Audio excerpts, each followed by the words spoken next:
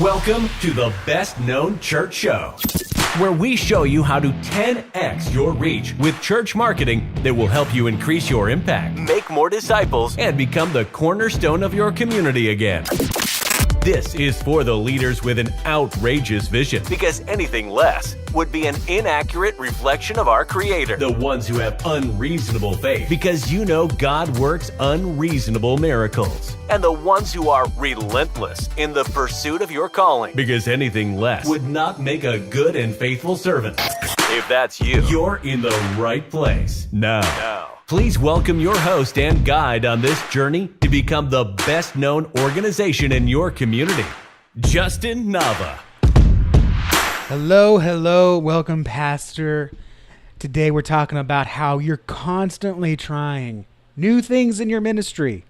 You're trying new websites, new social media graphics, new speaking styles, going live, going publishing, sermon clips. You're trying a lot of different things, a lot of different platforms, but nothing is working. Let me tell you right now, it's not your fault.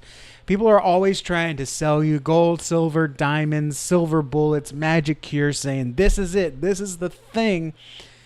But how can something work for you if it doesn't understand you? What I'm going to do today is I'm going to give you the 8 questions every pastor needs to ask themselves, and that's you. You need to ask yourself these 8 questions to figure out exactly kind of why your church, actually figure out your church's current position in the community and what makes people aware of you, and then exactly how you can strategize and communicate your church effectively based on what's working right now. And when we get more honest with ourselves about our church through the questions I'm going to give you today, you're going to realize maybe either things aren't time and we need to maybe change our metrics, change what we define as a success, and possibly even change our goals. The questions that I'm going to give you today are going to help you address that and figure out what's working right now and getting people aware of us, and then what can we do next to get people aware of us. Some of these questions here that I'm going to ask you are going to be more leadership oriented, and some of them are going to be more marketing oriented.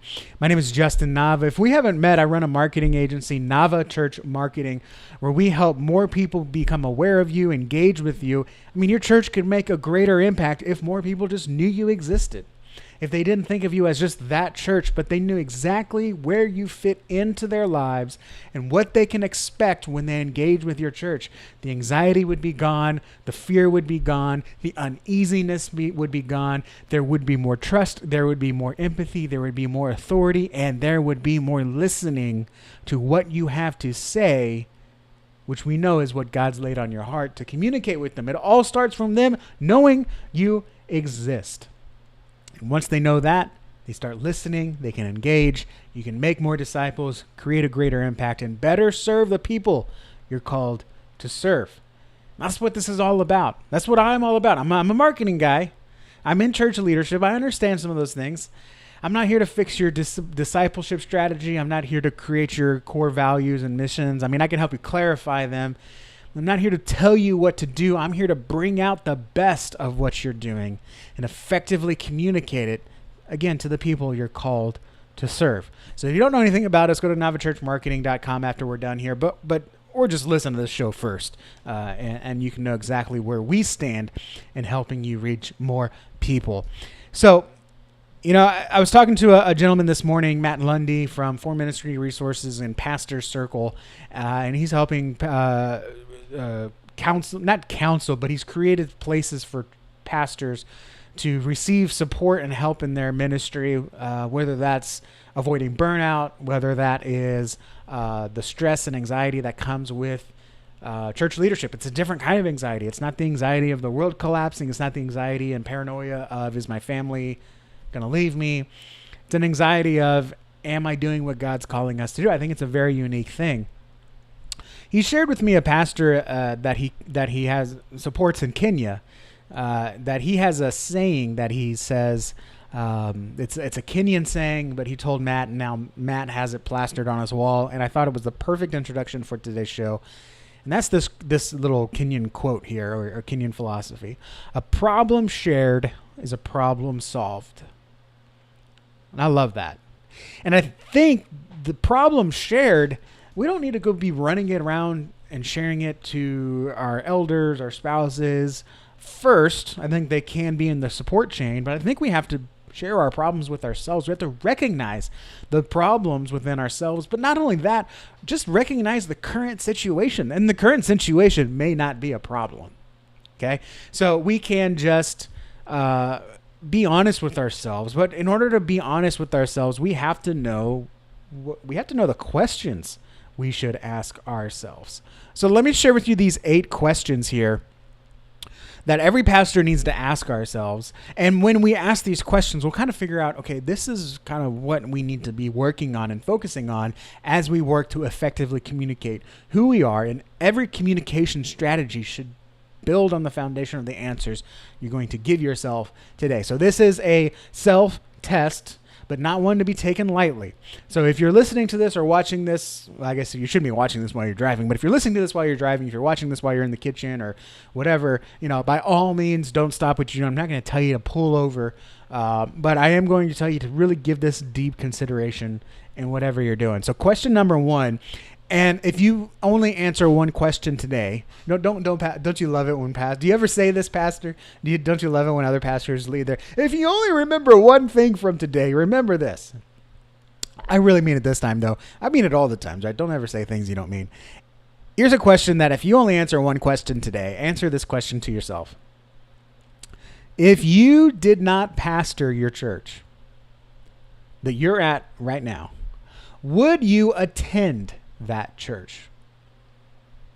Would you bring your family to that church to worship? And not only that, how far involved would you be? If you did not pastor at this church, would you attend this church? Is this a church that if you moved into the area, you would go to this church, check out the church, join the church, become a member, covenant relationship, whatever you want to call it, and then would you serve in that church and in what capacity? It takes a little bit of creative thinking, right? Because you're like, I'm a pastor. I would just immediately go into some kind of leadership position. But be honest with yourself. Would you attend this church? Would you be comfortable with your family attending this church? Or would you probably attend another church in the area? So I think that's a great question. And the shallow answer, I'm going to beg you, don't give the shallow answer. Of course I'm going to attend this church. God's called me to lead this church, so why wouldn't I? Don't give me that, Pastor. Be honest. Would you attend this church? How involved would you be? Would you still drop your kids off when the doors open, when you get there with your kids? Would you still come to Wednesday night prayer service as it is right now? Would you come to those business meetings? Would you go to that potluck? What would you bring to that potluck? Would you drop your kids off on time? Would you be running a little bit late? Would you hang out? Would you personally hang out in the foyer before about 10 minutes before service started and get to your seat on time? It's not a matter of what should be, it's a matter of what is. And if you personally, be honest with yourself, if you personally would not do this, if you wouldn't taste your own food, then you recognize that something needs to be changed, and you already should have a couple of things like, yeah, I would not care for that.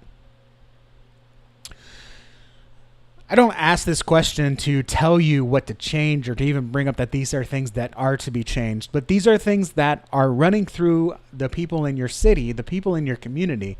These are things that they're thinking about as they become aware and look at joining or attending or visiting your church and events. So as you put yourself in that position of, would I attend this church? I might say, for example, I'm totally making this up. This is not reflective of any church I've ever been to.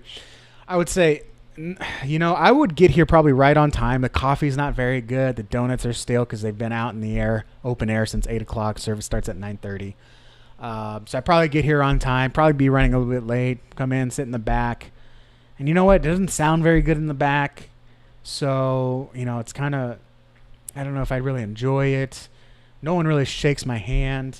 People up front seem to be really cool, so maybe I'll sit with them next time. But then when I leave, no one's really paying attention to me, and I'd leave, and I probably wouldn't come back because it's just nothing special. So by already looking at that, I realized there is an issue there because I was able to come into church and have no human connection in a place where there should be the greatest human connection.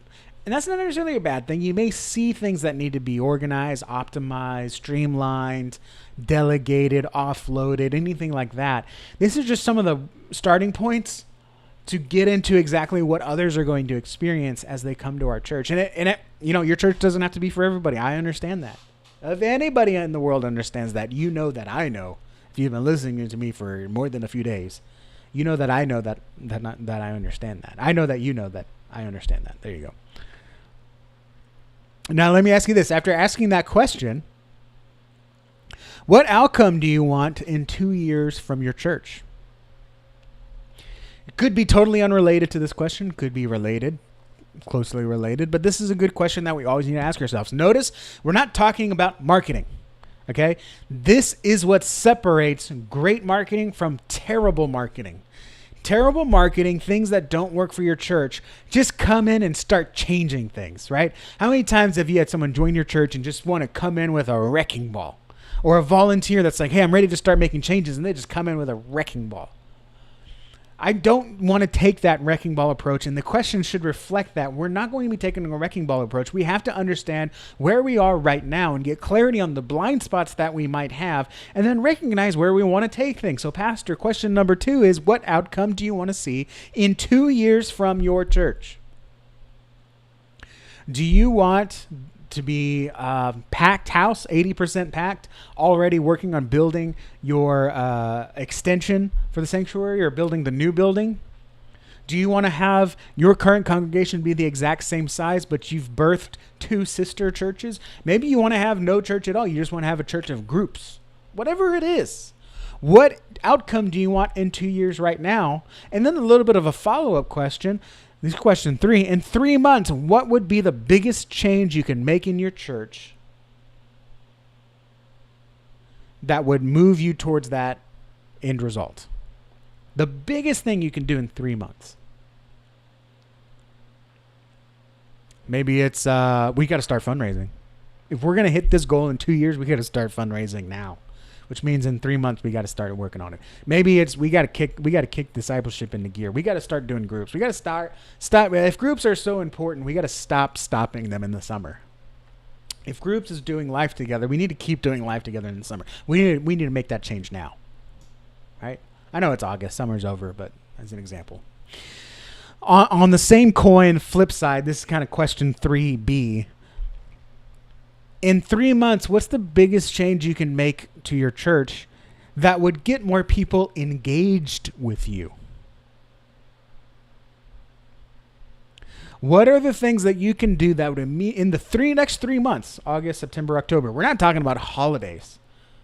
Okay? In the next 3 months, or whenever you're listening to this, for right now it's August, September, October. What would be the biggest change that you can make to get more people engaging with your church? A lot of times it's repeating something that's worked really well in the past. If you've had a mailer campaign, which nobody loves mailers and everyone's dogging them, but you know what? I've actually seen mailers work better than anything else. Everything works, but not everything works every time. Then maybe it's worth exploring that again. If you did a prayer walk through the city, why haven't you done that again? If it worked so well once, we need to keep repeating things until we get tired of it, because once we get tired of it, the community starts to catch on.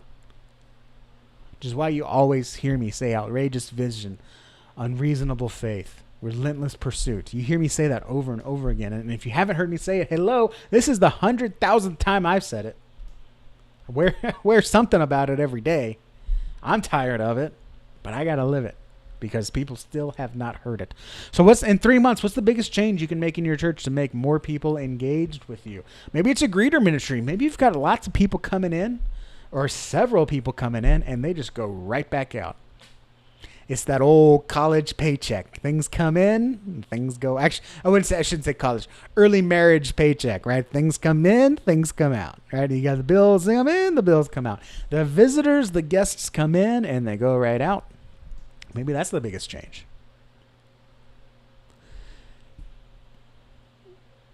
The biggest change could also be a little bit related to your first question. If you didn't pastor your church, would you go to this church? Well, if God's given you a calling to this church, and he's given you a vision to reach more people, maybe the reason why you would not come to this church is the biggest change you can make. to get more people engaged with your church? We don't do enough outreach. What outreach that can you do in the next 3 months that's going to just change your city and get more people engaged with your church? You've probably already had the idea. You may have put it in the back burner. Maybe it's time to put it on the front burner. Get it up to a hot boil. Number 4, we're going to split a little bit here. Now we're really talking about marketing here.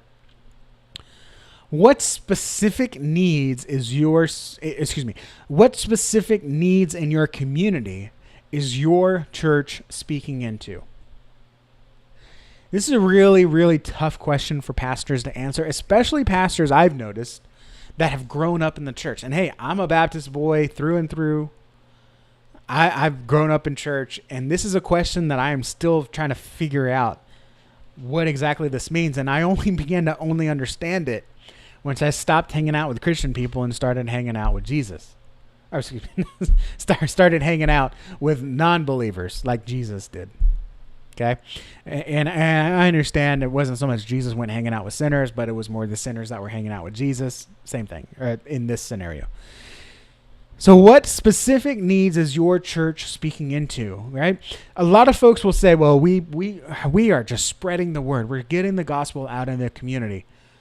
Is there a demand for that solution? I can't just make a product and say, go buy this thing, and everyone's going to say, what is this? I don't know what this is. I've never even cared about that. Nobody's walking around your city saying, oh, I wish I had more gospel in my life. Oh, I wish I had more Jesus in my life. No one's saying that. Oh, I wish someone would disciple me. No one's saying that. If your church's primary messaging is just church, no one's going around saying, I need a more contemporary service. If that's your message, this is why we just have church transfers. People just transferring from church to church, because that's all our churches are communicating to. We are not communicating to the lost. We are not communicating to the hurt. We are not communicating to the sick, the desperate, the broken, the hopeless, the purposeless people out there. We're just saying we've got a later service. We've got a nicer service. We've got a more friendly service. We've got a more modern service. We've got a contemporary service. We've got a younger service. We've got a blended service. We've got something for every age. How about something for the people that are hurt and broken and don't understand what any of this means? And they just want to be able to provide for their family. If we truly believe that God is at the center of everything, you got the whole thing, right? We have the different boxes. We got the work box, the money box, the family box, the kids box, the father box, mother box, the church box, the God box, and we try to go through every little box. And when we're in the family box, we're not in the God box. When we're in the work box, we're not in the God box. When we're in the money box, we're not in the God box. When really it's all one big God box. It's one God in the center. And everything needs to filter out of that box. And so your money is impacted by God. Your health is impacted by your faith in God, your belief in God, your following God. The same thing here. So your church has every right to speak into the needs of people that are struggling with their families, with their mental health, with their depression, with their anxiety, with their money. There are people that have felt needs, and no one in your community is saying, I just wish I had better discipleship. They're saying, I am sick and tired of being sick and tired and spending the last of my money on crappy food and terrible medicines because I don't know how to take care of myself. I don't know how to love my family. I'm so desperate and alone because I grew up in a broken household. I don't know what a healthy relationship, so now I've created a broken household. I have kids that don't want to talk to me. I have an ex-wife that won't talk to me, and I don't want to talk to either. And this life sucks. Man, I wish I had some discipleship. No! So how can you communicate to them? What is that felt need that you're speaking into? And notice I say felt need, because there may be things that aren't needs, but they sure feel like it. It's a little childish. However, if you want your church to really compel and bring people in to hear the gospel, or at least open themselves up for you to go to them and bring the gospel and to disciple them, and share the good news that can bring them back from death and bring them out of hurt and healing and to give the burden on to Jesus, you have to speak to those needs. If someone comes to my door and says, hey, do you want solar panels? I'm shutting the door. No. Boom. Shut. But if someone comes to my door and says, hey, is your electricity too expensive? Yes. Do you want more equity in your house? Yes. Do you want to be able to have power when the storm goes out? Yes. Perfect. Have you heard of solar panels?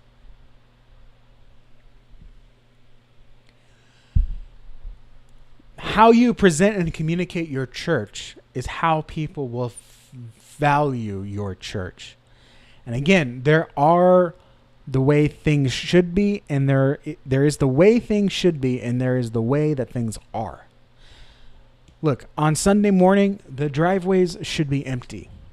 When someone loses their job and needs gas to get to a job interview and maybe a suit, they should be part of a group of believers that will benevolently give them gas money and a suit to wear to get them to that job interview. I 100% believe that. That's the way it should be.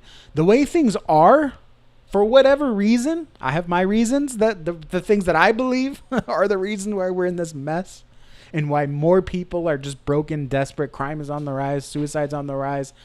I have some thinkings, and you probably have the same thinkings or different thinkings. I don't care. The point is, what is? And the fact is, people are not asking for church. They are asking for things that Jesus can provide and the church can provide. You have to speak in that way, okay? Jesus didn't just go run. John the Baptist ran around yelling, repent. And that worked for some. Jesus went around and said, are you thirsty? And through that, he gave us the Gospels, the truth in some examples of the Bible, okay? So what specific, that's question 4. What needs are you speaking into? What felt needs are you speaking into? And if you're not speaking into any needs, hello, this is why no one cares about your church, because you're irrelevant. I don't mean to answer questions for you today, Pastor. That wasn't my intention. But if you're just sitting here saying, what needs? Oh, boy.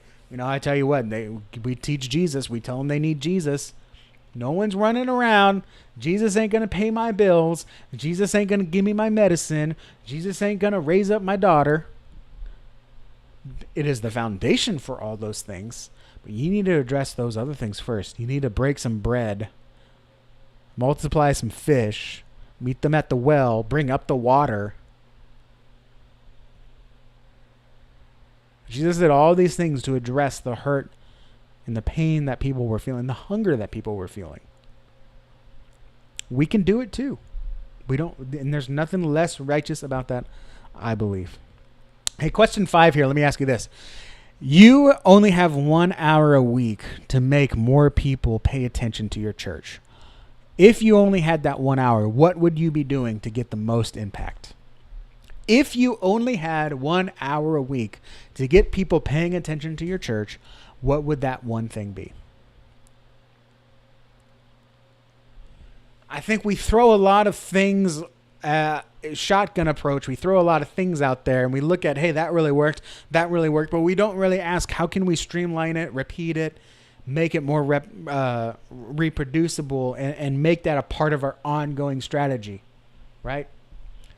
Hey, we had a great turnout at the fall festival. We had a lot of people. We got 5 neighborhoods around us that are really, that's our Judea. And we had a fall festival and half the neighborhood showed up. Okay, what can we do the rest of the year?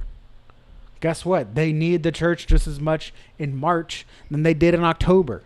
So how can we replicate that? What can I do for 1 hour a week, every week, that helps get people pay more attention to the church?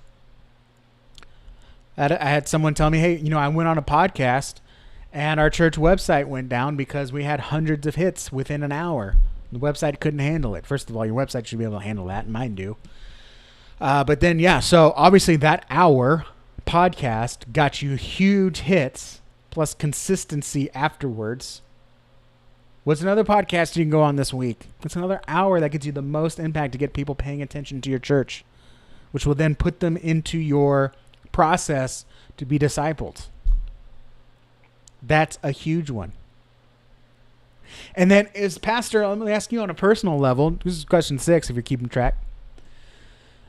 What is something you're doing right now in the community that should be delegated?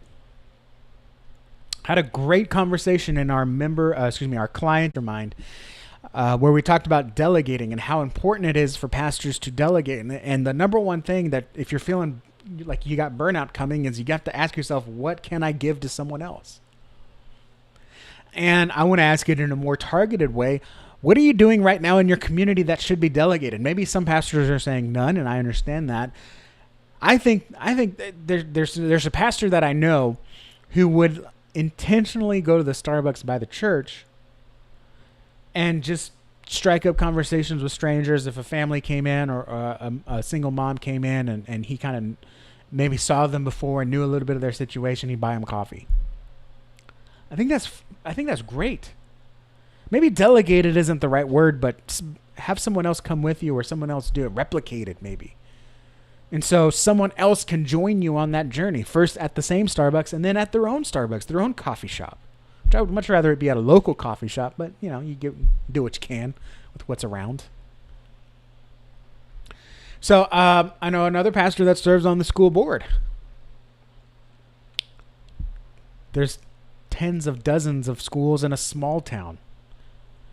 How can you send your church out to replicate that, to have a presence?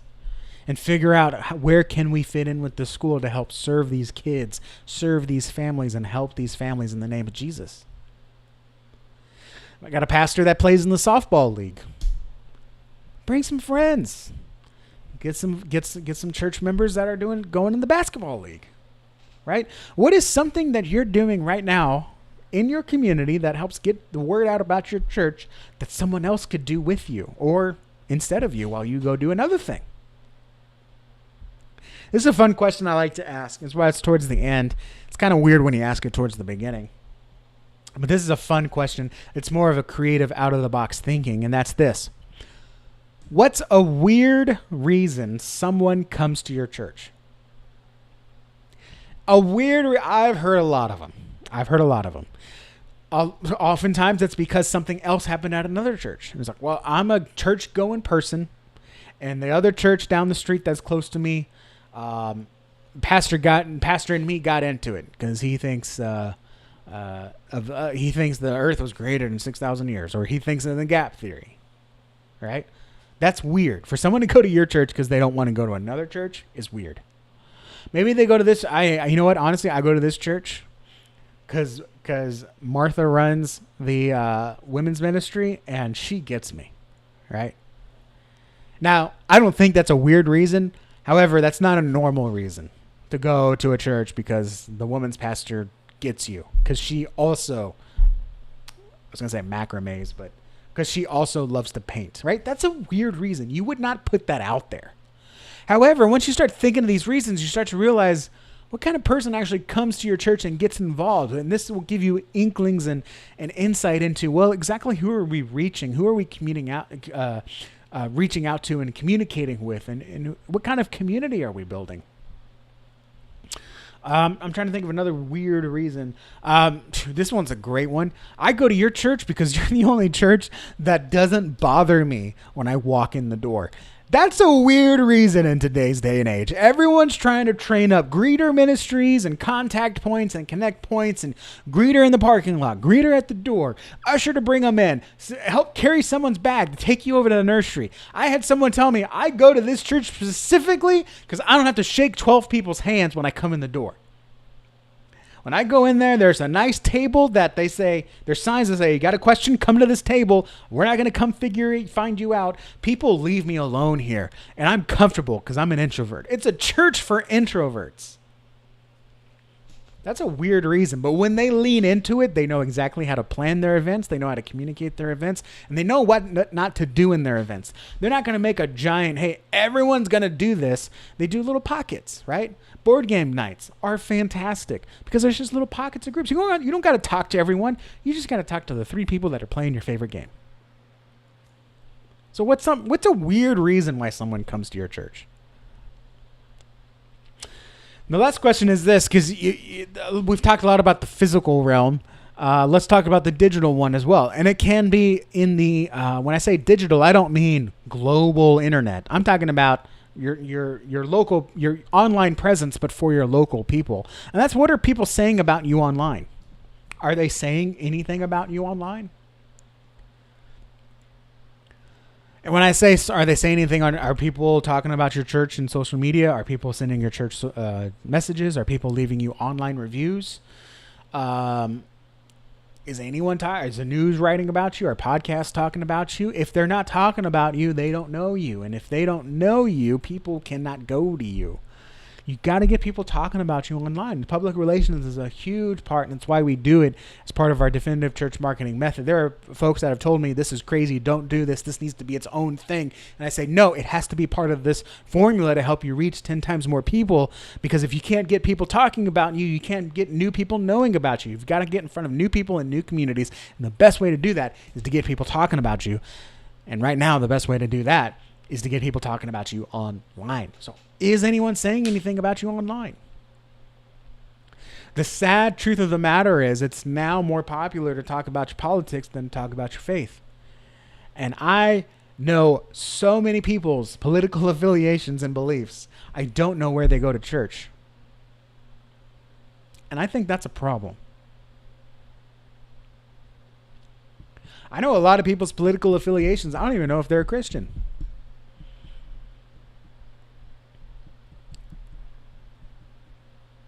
What are people saying about you online? Are you giving them things to talk about? And hey, it doesn't have to be good. One of the greatest compliments is maybe getting something bad. This church believes this. They're bad people. Well, I'm sorry we don't fit within your man-created moral ethic framework. However, we believe Jesus said this, so we're going to adhere to it. That's the questions. Let me do a quick recap. Listen again, answer this. If you didn't pastor your church, would you attend your church? And how involved would you be? And if you wouldn't be that involved, hey, that's a good starting point. What are we not communicating? Number 2, what outcome do you want in 2 years within your church? And when I say outcome that you want, what's the vision God's given you? I'm not saying what you personally want, Pastor. You're human. It's probably not what God wants. What is the vision that you want to see as an outcome in the next 2 years? In 3 months, what's the biggest change you could make in your church that would get more people engaged with you? I think we have got a lot of ideas. Let's pick the one best one and the one that we can do in the next 3 months. Something to consider. What felt needs is your church speaking into, and is there a demand for that need? Another aside, we had a financial course at our church I was at the time. We thought it was going to be a big deal. It was like, hey,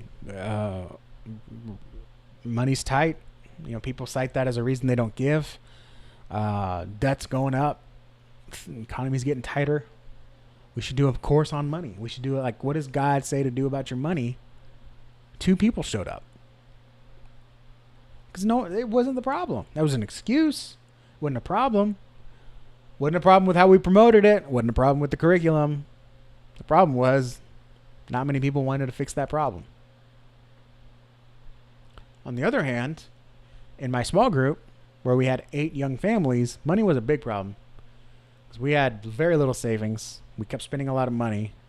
Found out we were pretty much competing with each other, like on who has the best house, furniture, cookware, car, retirement account. So we found out we needed to do this. There was huge demand for that. We didn't follow what the church was teaching at that time. We said, we need to fix this problem. And with pastor's blessing, of course, we made that a priority. So what felt needs is your church speaking into?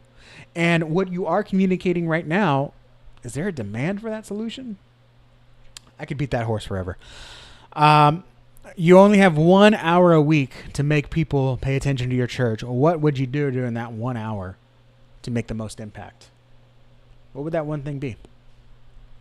And then is there something you're doing right now in your community that can be done by someone else duplicated by someone else. Maybe should be delegated. Pastor, you got a lot of things to do, so if this is very important to you, who else can do it with you? Is there a weird reason why someone goes to your church? That weird reason may be a hint at how you can get others to care about your church. And what are people saying about you online? If they're not talking about you online, you don't exist online. And unfortunately, people live online. That's just the truth. We wake up, first thing we do, check social media. Next thing we do, we stream TV, we stream podcasts. We live our lives online. You got to get, are people saying anything about you online? Because if you don't exist online, you don't exist in the real world either. So listen to that again. If you want to dive deeper into this thing, we're starting a new program here, a process program here, where we're actually going to give you a free consultation on the strategy you need to get more people aware and engaged with your church, to put more people into your discipleship process. Communicate what that is. Start off with a phone call and make sure that we can help. Then we'll actually go into a clarity call where we figure out exactly what your current standing is. And then we'll finish off with a strategy call where we'll actually give you the strategy that we recommend you follow, whether it's something that we would do for ourselves or whether it's something that, hey, actually this would work best for you. We don't provide it. However, you can do it yourself, or you can go to this organization or this unit or product or platform and do it there. It's 100% free. We want to help as many churches as possible. We do believe some people that go through this, Pastor, we do believe that if you go through this and the plan works, you'll become our client. It's going to be 100% honest with you. Other churches, it's really just a ministry, and we want to speak into you and encourage you and give you clarity in what you should do, because the last thing I want you to do is constantly be spinning your wheels. So give us a call if you want to take this to the next level. And we'll ask the questions. You don't have to ask them yourself. And get some clarity on how you should be communicating your church effectively. And hey, get that off your plate. I had one of these calls, and I'll tell you right now, I'll be honest, it's a free call. This church is not going to be, this church plant is not going to be our client. Okay, but we did have several calls with them and had to ask several questions of, what is your church doing to help the community? And I constantly got back, discipleship. We're going to disciple the community. I think that's great. No one's walking around wishing they had more discipleship in their lives. People will not pay attention to you as a church plant if all you do is just yell out, discipleship. Can I disciple you? Hey, have you heard of Jesus? He wants me to disciple you. People are going to shut the door. There has to be something deeper. They were not honest with themselves.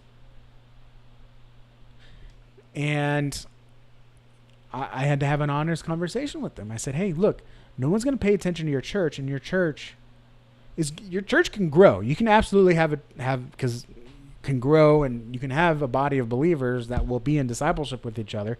The problem is, they're just going to be folks that have been burned or tired of other churches. You're not going to reach new people.